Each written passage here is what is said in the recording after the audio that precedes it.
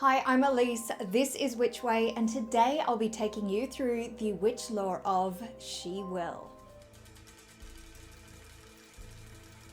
Released in 2022 and directed by Charlotte Colbert, this eerie horror drama stars Alice Krige as Veronica, Kota Ebenhart as Desi, and Michael McDowell as Hathborn. After a double mastectomy, actress Veronica travels to a private retreat in the Scottish Highlands with her carer Desi in the hopes of rest and recovery.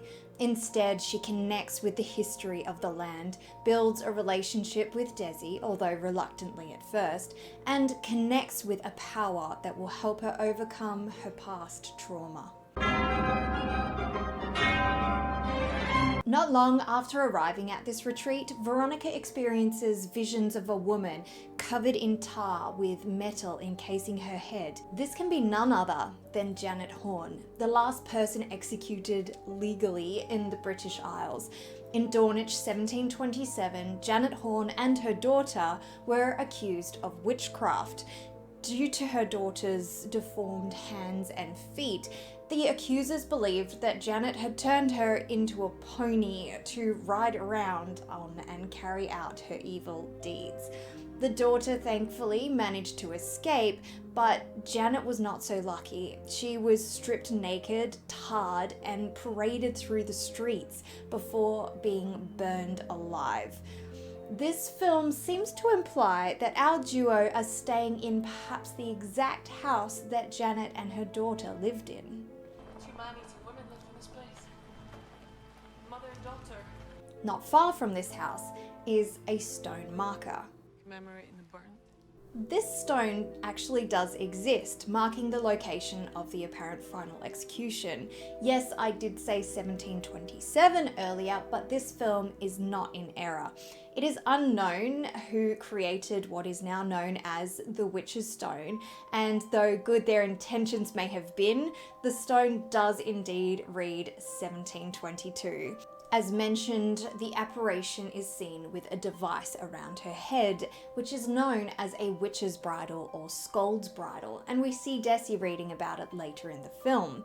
It was used as a form of punishment and humiliation for gossips or scolds, and apparently was used to stop witches from cursing those around them.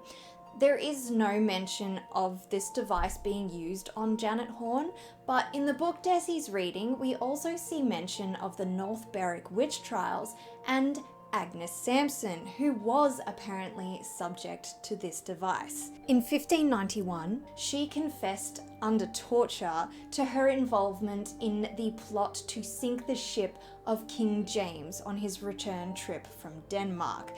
These events had a profound impact on the monarch, and he went on to write The Demonology, in which he aimed to prove the existence of witches and black magic.